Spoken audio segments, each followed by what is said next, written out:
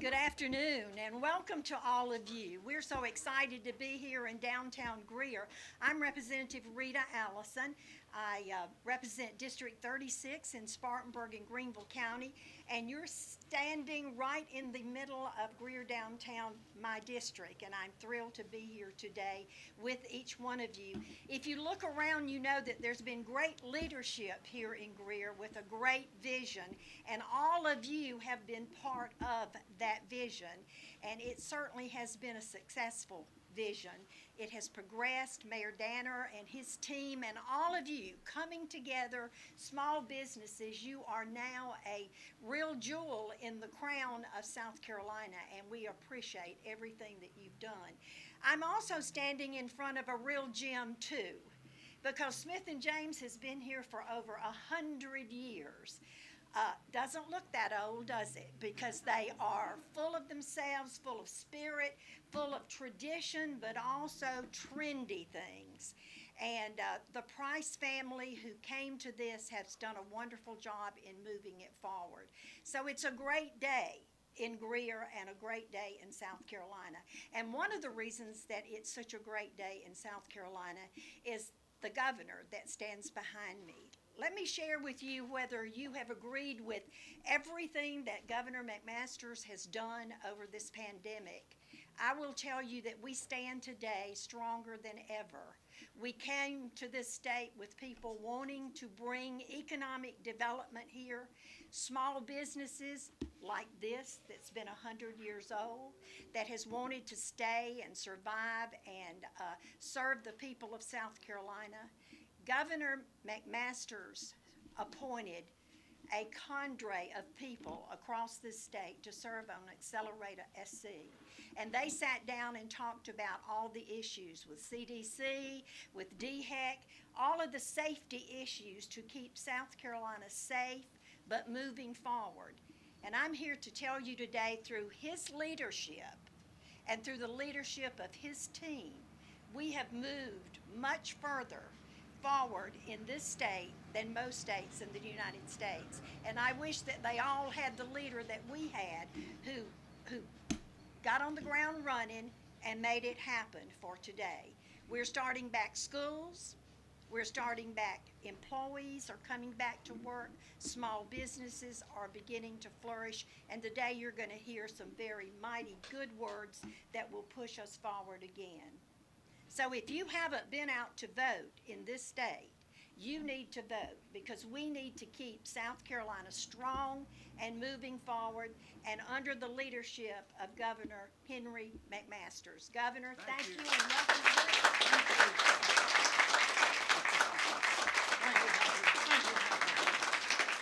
Thank you, Rita Allison.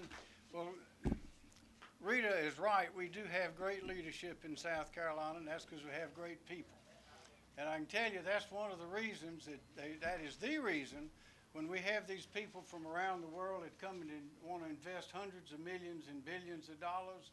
And I ask them, why is it that you want to come to South Carolina? And we have a whole lot of great assets, and you know about the incentives and the attractions and all that we have. But every time they say it's because of the people of South Carolina. So what we've done when this pandemic hit is we depended on the people of South Carolina. You will notice that in some other states, they did some things we didn't do. They went through and they had a list of all the businesses, and they tried to determine which ones were essential and which ones are not essential. And they will close down everything that they think is not essential and keep open only those things that are essential. Anybody who works anywhere, tell me if you are non-essential. You are essential to somebody, especially the business that you're working in. So we didn't, Rita, as you well know, we didn't take that approach. To begin with, it's unconstitutional. The United States Constitution says you can't just shut things down. That's just like eminent domain, just taking property from people. So we looked at the places that we knew that we would have to limit or shut for as short as possible. Places like barber shops, massage parlors, some concerts, things like that, restaurants. Unfortunately, we'd have to close or limit because that's where the spread took place. That's where people were close together. That's where the crowds were. So we closed those for as short a period as we could, or put limits on them, and then we opened them up back as quickly as we could. It didn't make any difference whether somebody would call them essential or non-essential. If it was not a place where the virus was a great spreader, there's no point in closing it. So that's what we did. But nevertheless, and we went in with a determined, measured approach. We used the old carpenter's rule, which is measure twice, cut once. Same thing you do in a clothing store. You measure twice, you cut once, you don't make a mistake.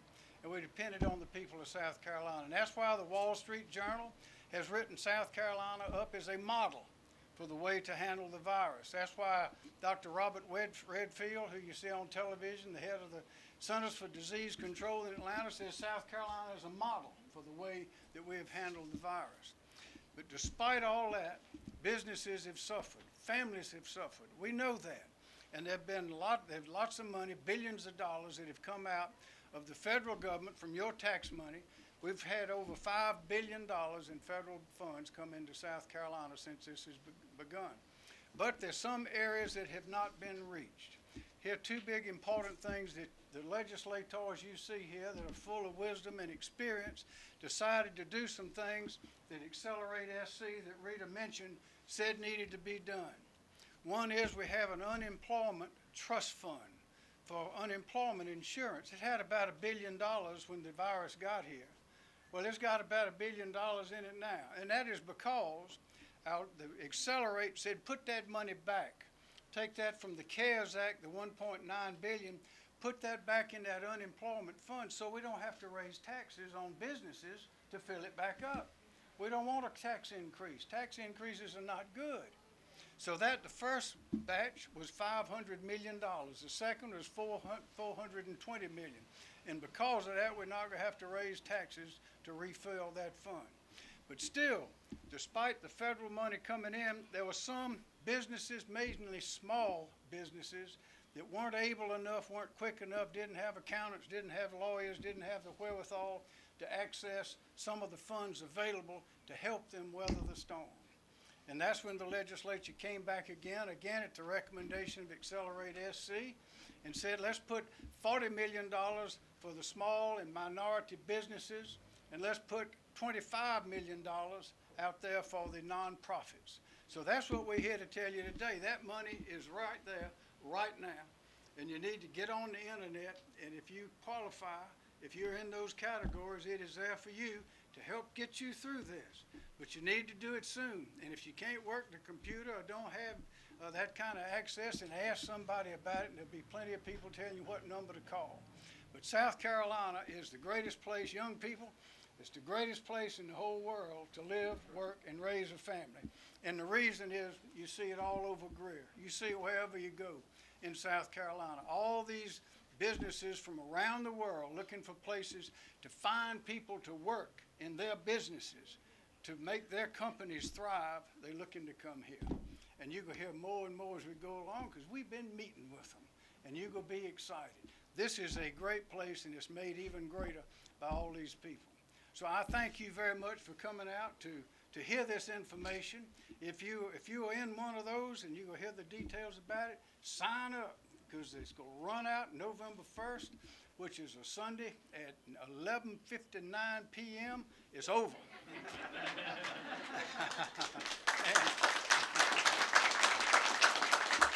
And we don't know what's going to happen, but that might be the last of it.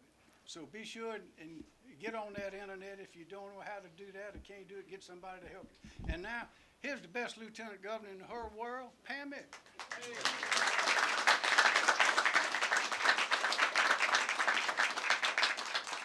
Well, good afternoon. It's so wonderful to be here. It's wonderful to be here standing next to the governor, because I'm so proud of everything that he has done for business. Because at my core, I'm a business person. And so when I look at what you have done here in Greer with your Trade on Main, I was so excited to come down here with my husband the first weekend you had it, and it showed how creative you were. What could you do to help get people back down during this time? And you did it. It looked beautiful. Downtown Greer was packed. But you know, the governor has said it from the beginning, right? Let me back up a minute. Coming out of business, all you business people, because I see a lot of you out here, because I've been to your stores and I've seen what you've done. Doesn't it make you mad when government comes and tries to tell you what to do, but you never seem to have a seat at the table? Well, that's why I'm so proud to stand with our governor, because that's not what he did. With Accelerate SC, he brought business to the table. He wanted to hear our ideas. He wanted to hear what was the best way in your industry to keep your employees safe, to keep your customers safe. And he also recognized, as he just said, is that government can't do everything, and it can't have a blanket that reaches everybody. And he saw that. He saw the gaps in all parts of our state that needed his help. And that's why these loans are so important. As I look out at many of you who are small business owners, I can feel what you were feeling during those months, right? Unlike big companies that can go to banks and have long lines of credits and maybe don't intimately know all their employees, you do. You know who your employees are, and you know their families, and you see their kids, and it's personal. And the governor understands that, and that's why he wanted to make sure that there was a safety net for you, because it is hard. So I'm going to just echo what he said. If you need the resources, they're there for you. Please get onto the Accelerate SC website. You're going to hear from Marcia Adams, the director, here in a second, but they've done a great job. You know, the governor said we want a one-stop place for all of our businesses to go, right? Because when you're in the fight of your life trying to keep your business going, the last thing you want to do is be Googling things all over the internet and going to different departments and trying to figure out what you have to fill out. Well, this governor has made that easy for you. He has it all in one website. So you can go and find out all the latest things. It's been that way for months, and it'll be that way going forward, just to help ease the burden. Because we know when you wear a small business hat, you are doing a lot of different jobs. So I want to say thank you to Greer. Thank you for what you've done. You know, the governor says what keeps us set apart from everybody else is the way we collaborate together. And that's what you have done, working with your businesses, coming up with creative ways to get people back into your city, and then having the governor come in and help out with what the state can. So with that, I'm going to invite up Director Marcia Adams. She's with the Department of Admin, and she will talk about the Accelerate SC website and what you can do to go on and access some of those loans that the governor's made available. So thank you all so much.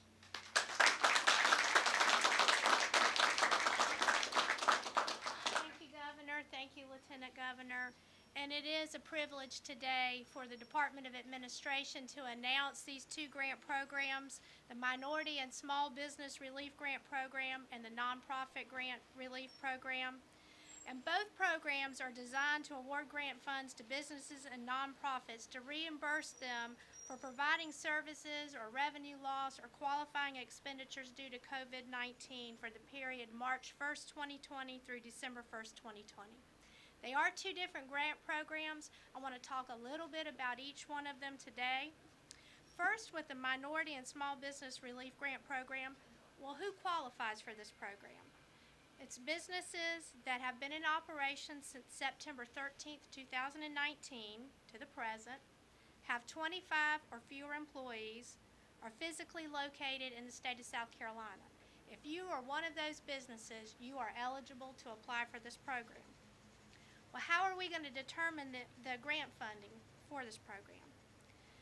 Businesses may apply, and as I said before, show a reduction in revenue, qualifying expenditures. And the legislation allows the grant awards to be in the range between $2,500 and $25,000, and the total amount allocated for this program is $40 million. With that said, the way that we're going to evaluate these applications is the legislation set up a panel made up of representatives from the Commission for Minority Affairs, the Department of Commerce, and the Department of Revenue. The legislation also allowed that panel to apply priority to certain applications, and that priority is minority businesses or applicants that did not receive any other COVID financial assistance, or businesses with 15 or fewer employees, or businesses that show the greatest financial need. So what are the important deadlines for this program? This program, first of all, the most important deadline is November 1st, 11:59 p.m. for the application process. Second is that going to send notifications to those businesses that are going to be awarded a grant beginning in December and have that grant paid by December 15th. A little bit about the nonprofit program. Who is eligible for that program? A business that's a 501c3, or I'm sorry, a nonprofit that's a 501c3 and has been in operation from September 13th to the present, physically located in South Carolina. Again, there's $25 million set aside for nonprofits, and the range of those grants are from $2,500 to $50,000. Those applications have their panel that will decide the funding for that, with priority given to applicants with expenditures related to food assistance, rent or mortgage assistance, utilities assistance, mental health counseling, health care services, criminal, domestic violence, and children's advocacy services, and arts and cultural items or activities. What are the deadlines for those applications? The very same, November 1st, with the grant awards made the beginning of December and payments on the 15th. So now the next most important question is, how do I get help? Where do I go? How do I get this? It's a short window of time, we understand. Please go to accelerate.sc.gov. When you're on that website, if you look at CARES Act and then how to apply for grants, you'll find all the information. You will find the application. You will find information for how to get help. The Department of Administration and through its partner, that Guidehouse, who is helping us with this grant distribution, we're running a call center. There's an email address, and we also have links to different organizations that here are locally in your community that can help you hands-on, one-on-one with any other questions or just filling out that application if you need that or need access to the internet to do so. Again, we are very excited. We encourage you to do this, to apply. If you need help, we understand the timeline is out there. Please call us. We will get you in touch with someone that can help you, and we look really forward to being able to interact with each one of you. Thank you.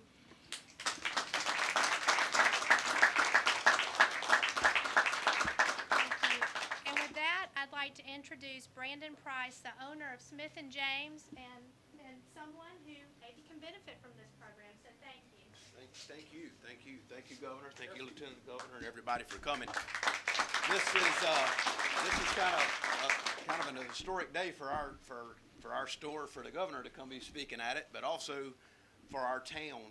Greer, we've been down here for 104 years. Just what we went through with this COVID thing is probably the scariest thing that our business has ever gone through in the 104 years existence. What we went through was crazy. You know, we were truly only closed down for 2 weeks, but it was literally like you were closed for 8.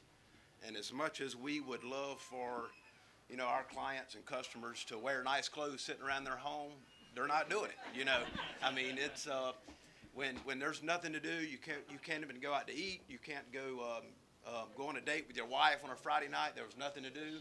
You can see how our business was affected by that. But we're certainly going to apply for this grant. Hopefully we get it. It would certainly help us. We have great plans. We were down here in downtown Greer for, like I said, 104 years. Our streetscapes are beautiful. We were down here. My father invested in this town when everybody was leaving Greer, and it's nice that everybody else is now coming back into Greer. So, but we're happy to be here and glad we're still in business, and we hope to make it another 100 years. Thank you. I want to introduce Dr. Harris from Woodruff Times.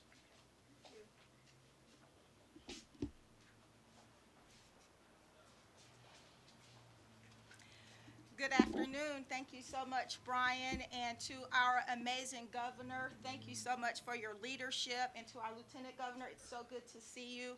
And to all of the members of the General Assembly who voted to help pass Act 154. I am so grateful and thankful. I'd like to honor God for demonstrating to us that He hears the hearts, the prayers, and the cries of those in the small business community.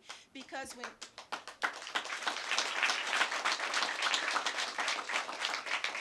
when those in the small business community hurts, families hurt, communities hurt.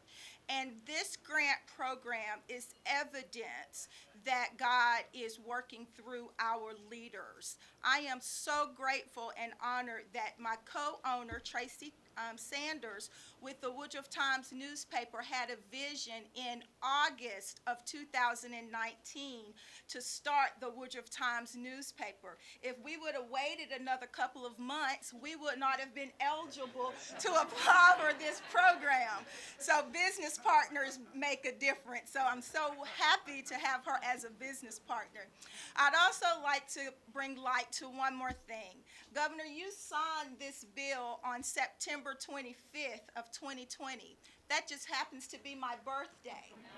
So I am so excited about that. And in all seriousness, when small businesses win, families and communities win. And today is a representative of victory that can come to small businesses.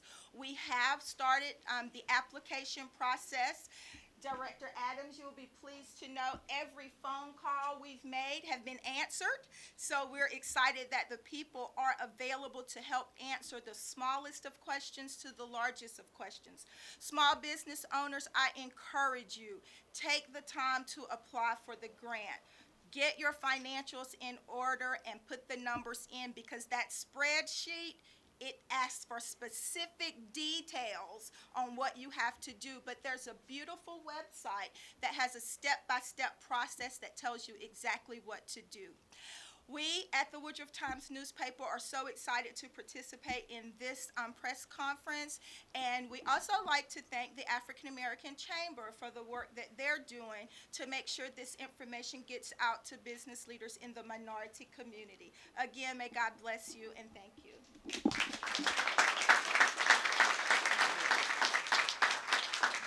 I'd like to introduce the man who represents over 10,000 businesses in the state of South Carolina, none other than Mr. Homer. Thank you, Dr. Harris. Thank you, Governor McMaster, Lieutenant Governor Evett, Chairwoman Allison. And then for those of y'all that haven't met yet, Max Hyde is back here, Jason Elliott, Josiah Magnuson, and Adam Morgan. Y'all are represented by wonderful people here in Greenville and Spartanburg counties, and they do a fantastic job at the General Assembly. I am Ben Homeyer. I am the State Director for the National Federation of Independent Business, and NFIB is the largest small business advocacy group in South Carolina and also the country. And I want to give you some numbers about small business in South Carolina. There are approximately 432,000 small businesses in the state. So this is 99.4% of all businesses in the state are small. 817,000 people work in these businesses. So when you come to think about it, you know, when you take out government and so for private sector, I mean, we cover over 50% of all people in the state of South Carolina work for a small business. Folks like right here that work here at Smith & James, they work in restaurants that are right across the street. You know, licensed trades, they drive motor coaches. You got Bullets right across the street where I don't have to go, but I hope y'all are frequenting. These businesses are hurting. My businesses, over 90% of the folks that I represent are 5 people or less. You're true mom and pop. So they're taking out the trash. They're turning the lights on in the morning. They're turning the lights off in the afternoon, and they're taking care of everything. And these folks are really hurting. I mean, you've had thousands of people that have been laid off. You've had hundreds of businesses that have had to close. They have spent thousands of dollars on PPE equipment, other safety measures. And a lot of these folks are in a lot of trouble. The state was listening. Governor McMaster's office, I spoke with his folks numerous times. The folks at House Ways and Means and Senate Finance don't take my calls anymore because I called them all the time and said, we've got to help small business. And they said, Ben, we got it. We understand. We're going to do this. I mean, this program is going to help with rent. It's going to help with payroll. It's going to help with buying equipment. These are the pillars of your community. You know, your small businesses that are right here on Trade Street, and I would say on Main Street. These are the folks that sponsor your Little League teams, that when you want something special to get for somebody special, you're going to come here. And this grant program is going to help a lot of those businesses go forward. You know, it's been said about Marcia and her team. They are doing a phenomenal job getting this program up and running. It has been a monumental task, and working with them. I mean, when I got here, I said, hey, I got a call from a member. I need to know who to call. I mean, they pulled out and said, here's who you call, here's where you go. This is exactly what you need, and they have that information ready for all of y'all. As Dr. Harris said, you know, combined, I represent, you know, over 10,000 small businesses. I have encouraged all of them to apply, and they are already doing so.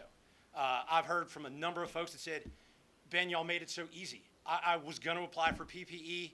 I couldn't get through the form. I didn't understand it. I had to go, you know, talk to multiple CPAs. They said what the state has done is wonderful. You know, they have just made it so easy, and even though it's a quick turnaround, the money's going to be a quick turnaround as well. As Marcia said, you know, December 15th, you're looking at checks, so these folks are going to be able to hopefully make it through Christmas, make it into the new year, and just keep going, because we need small business in South Carolina, and we need the people behind us to hear from you about how small business is so great in our state, because they're listening.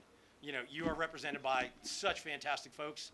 Can't say that enough, and now you're going to hear again from the governor, who's going to answer whatever questions y'all may have. Thank you, Ben. Thank you. I'd be happy to answer questions. If there are any of y'all that want to leave right now or go run and sign up, we'll understand. There's a rule in South Carolina that says if mama ain't happy, ain't nobody happy. Well, the corollary to that is when small business is thriving, everybody's thriving. And we know that, we understand it. So that's what we're doing here. We'd be happy to answer your questions. Are there any questions? I do have one question. I hear on the news every night, local news, not national, because that ain't news, that's opinion. We have 186,000 cases of COVID in South Carolina. And you gotta go and fight to find out how many of that 186 have recovered. Why don't we report that? There are websites, DHEC has websites that have most of that information. You also, But not many people go to DHEC to get it from the news. well, one thing we have learned is a lot of times it's better to go to the source, the original source. But DHEC has a very good website. Accelerate SC has links to it. We have information on there about the nursing homes. We're working to get those open. We've worked very hard to get the schools open. We're making great progress. We want all the children back in school 5 days a week. But there are sources available, and I'd recommend you look at. But I'm sure there's only 1% that do. Okay then. Yes, sir. Press. You're going around making an effort to get the word out about these grants. Why are small businesses so important to the greater economy of South Carolina? Well, Ben Homeyer just said it. That's where most of the business, 99% of the businesses are small businesses. A lot of those businesses end up being larger businesses. We're a manufacturing state. We make fighter planes in Greenville and passenger planes in Charleston. We export more tires than any state in the country. We're having a boom right now on construction. South Carolina is open for business. We never close, and that's something that people around the country have noticed. So it's important that our small businesses are thriving, because that's where most of the people make their living. And if we don't have people making a living and earning money and paying what we hope are very low and reasonable taxes, then we can't have good, strong schools either. And if we can't educate the children, then how are we going to have small businesses? So it's all part of the same thing. And so we want to be sure that the small businesses thrive, because when small businesses thrive in South Carolina, everybody thrives. Press questions from the press, please. I just spoke to a venue business who says closing down is a real option right now. What do you tell those types of businesses who are really facing a tough situation? Tell them when they say closing down is a what? A real option. Is a real option? Well, it's a rough situation. It's around the country. But here in South Carolina, we took a very light touch compared to what they did in other states. Some states, they closed down automobile manufacturing plants, if you can believe that. We didn't close none of ours closed. Some of them have even closed churches. They're arresting people for congregating in the parking lot, getting ready to go to church. Can you believe that? We didn't do that here. We had a list of those where we thought that the evidence showed would be the most likely ones for contagion. We put limits or closed just as softly and shortly as we could. Everything else was open, and we encouraged people to get out, be safe, take your mask, keep that distance, wash your hands. If you're sick, go call the doctor. But we got good people in South Carolina, and that is why the approach that we've taken with these leaders here today, as well as in business, medicine, and academia, that were on the group we called Accelerate SC.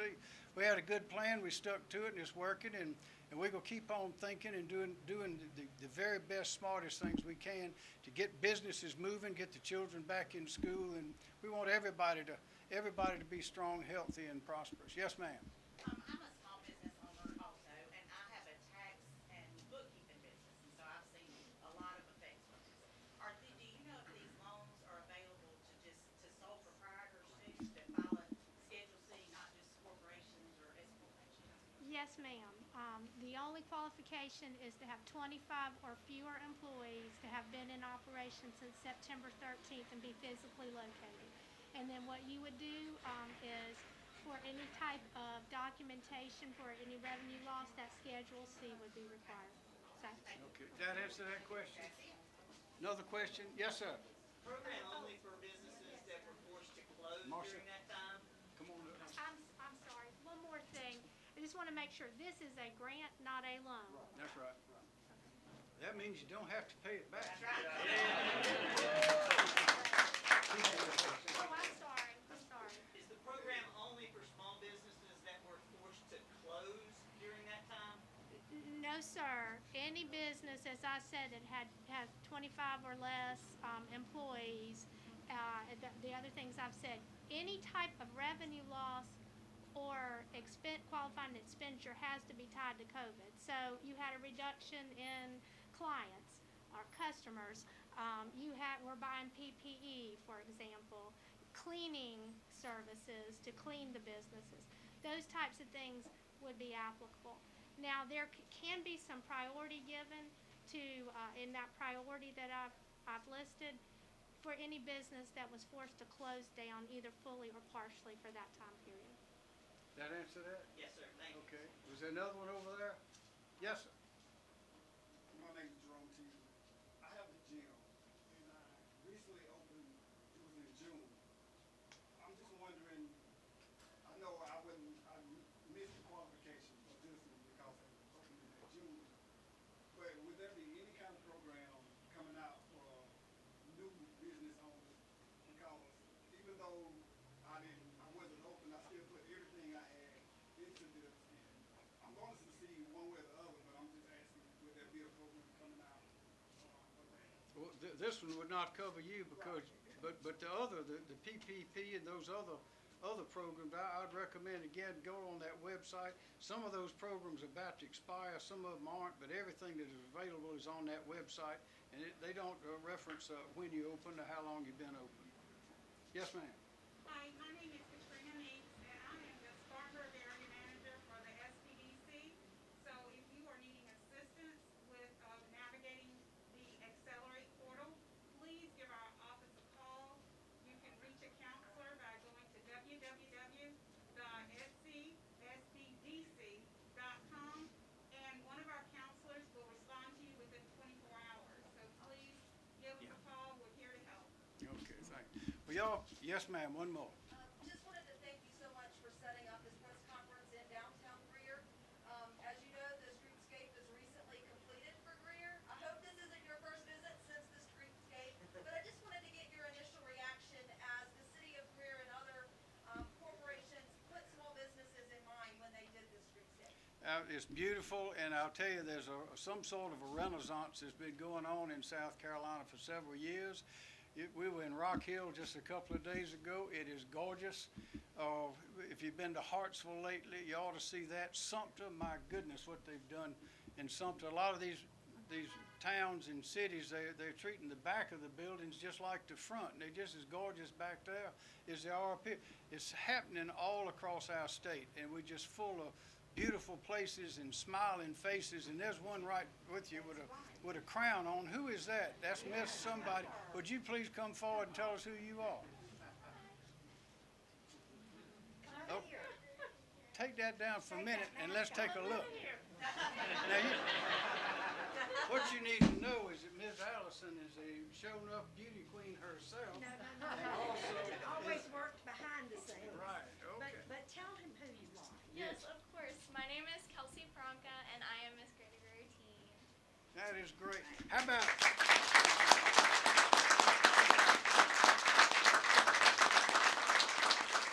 Just one more reason everybody's coming to South Carolina. It's the people. Well, thank you very much. One more. Governor Leary is mourning the loss of Sergeant Conley Jumper. I can't hear you. The state is mourning the loss of Sergeant Conley Jumper. Yes. Who passed away this week.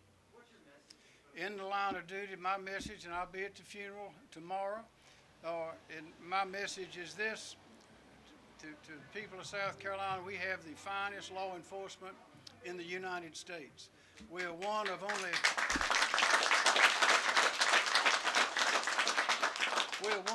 a handful of states that have a statewide training academy for law enforcement. We want to train them better. We want to pay them more. We want to pay the teachers more. We want everyone to have all that they need. But our law enforcement